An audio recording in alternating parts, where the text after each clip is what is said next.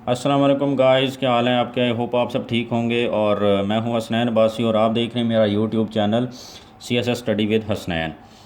हम international relations के अंदर आज एक और थ्योरी डिस्कस करेंगे एंड दैट इज़ फेमिनिज़म। हमने डिफरेंट थ्योरीज़ पीछे डिस्कस की हैं और उसी का ये हिस्सा है। और इसके अंदर हम देखेंगे कि किस तरीके से इंटरनेशनल रिलेशंस के अंदर फेमिनिज़म को पढ़ा जा रहा है और role of gender international relations के अंदर कैसे है। क्या यहाँ पर भी मेल और फीमेल का के रोल में फ़र्क है, जिस तरह कि हमने जेंडर स्टडीज़ के सब्जेक्ट में पढ़ा था। तो आज हम डिस्कस करेंगे इसको बड़े आसान तरीके से, मैं आपको समझाऊंगा और इंशाल्लाह आपको समझ भी आएगा। स्टार्ट करते हैं। और पहले आपको बताऊं कि फेमिनिज़म और इसका जो अचीव या गोल अचीव करने की कोशिश करते हैं वो क्या है। सबसे आसान जो अगर आपको मैं समरी बता दूं तो वो ये है कि ये कहते हैं हर जगह पर कहते हैं कि मेल डोमिनेट करता है और फीमेल जो है वो उसकी सबऑर्डिनेट है।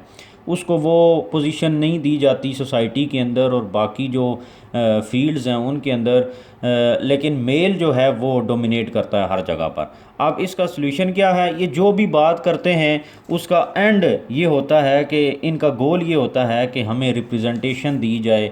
जैसा कि मेल के पास रिप्रेजेंटेशन है वैसी ही फीमेल को भी रिप्रेजेंटेशन मिलनी चाहिए। चाहे वो इकोनॉमिक सेक्टर है, चाहे वो पॉलिटिकल है, चाहे वो सोशल है, जहाँ पर भी मेल है वहाँ पर फीमेल और इक्वल रिप्रेजेंटेशन हो। सिंपल आसान जो इनका गोल है या आपको याद रखने की चीज़ है वो ये है। अब हम पढ़ते हैं कि फेमिनिज़म इंटरनेशनल रिलेशंस के अंदर क्या है। तो आपको मैं समझाऊं, यहाँ से हम स्टार्ट करेंगे कि पेट्रियार्कल नॉर्म्स हैं हमारी सोसाइटी के अंदर या इंटरनेशनल सोसाइटी के अंदर भी कह लें। अब वेस्टर्न वर्ल्ड के अंदर तो वहाँ पर इक्वल तकरीबन रिप्रेजेंटेशन तकरीबन 100% नहीं बट दी जा रही है। लेकिन फेमिनिज़म जो है इंटरनेशनल रिलेशंस के अंदर वो क्या कहता है कि पेट्रियार्कल नॉर्म्स हैं, मेल डोमिनेशन है हर जगह पर। सोसाइटीज़ के अंदर पेट्रियार्कल नॉर्म्स हैं। पेट्रियार्कल नॉर्म्स का क्या मतलब है, जहाँ पर मेल और फीमेल के दरमियान फ़र्क है और जहाँ पर मेल डोमिनेट करता है और वीमेन जो है या फीमेल जो है उसकी सबऑर्डिनेट है। अब वो कहता है कि फेमिनिज़म ये कहता है कि दो एंड्स हैं, एक है हाई पावर एंड या हाई पावर पोल और the other is low power and और लो पावर पोल। अब वो कहता है कि इन दोनों के दरमियान जब आप फ़र्क देखेंगे, ये तो नॉर्मल है ना, ये सोसाइटी है और इसके अंदर दो पोल्स हैं, एक हाई पावर पोल है और एक लो पावर पोल है। जो हाई पावर पोल है उसके अंदर उसके पास पॉलिटिक्स और इकॉनमी के ऊपर कंट्रोल है। ये दोनों जो फील्ड्स हैं ये उसके पास हैं, वही इसको कंट्रोल करता है जो हाई पावर पोल के ऊपर है। अब वो हाई पावर पोल के ऊपर कौन है, वो कहता है मेल एज जेंडर जो है ना, वो ये कहते हैं कि वो इन जगहों पर है क्योंकि पेट्रियार्कल सोसाइटीज़ के अंदर पेट्रियार्कल नॉर्म जो हैं वो मेल को डोमिनेट कराती हैं और पॉलिटिक्स और इकॉनमी मेल से ही बिलोंग करते हैं। अब होता क्या है, फेमिनिज़म ये कहती है कि मेल एज जेंडर जो है ना वो एग्रेसिव है, वो गुस्से वाला है, वो इरेशनल है। जब वो गुस्सा करता है तो फिर रैशनैलिटी पीछे रह जाती है और फिर सिर्फ जो है ना वो गुस्से की बेस पर और एग्रेशन की बेस के ऊपर डिसीजन मेकिंग होती है, एग्रेसिव डिसीजंस लिए जाते हैं। और ये पावर ओरिएंटेड है, ये हमेशा पावर गेन करने की कोशिश करता है, ये ईगोइस्टिक है, जिस तरह कि हमने रियलिज़म के अंदर पढ़ा था, ईगोइस्टिक है। और ये सारी चीज़ें हैं इसके अंदर। अब वो कहता है कि ये जो सारी चीज़ें हैं ना ये रियलिज़म की तरफ लेकर जाती हैं। क्यों?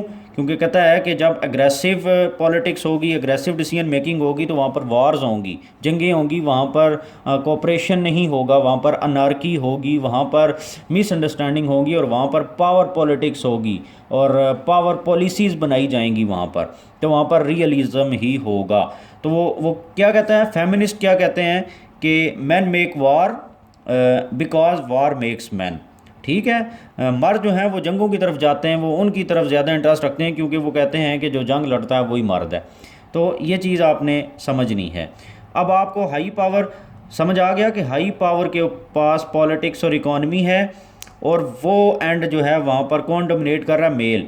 अब जब मेल वहाँ पर डोमिनेट कर रहा है तो वो क्या करता है, वो एग्रेसिव भी है, वो इरेशनल भी है, वो पावर ओरिएंटेड भी है, वो इगोइस्टिक भी है, वो अनार्की को प्रमोट करता है, वो पावर पॉलिसीज़ बनाता है, वो विशियस साइकिल के अंदर लेकर जाता है कंट्री को, स्टेट को या सारों को।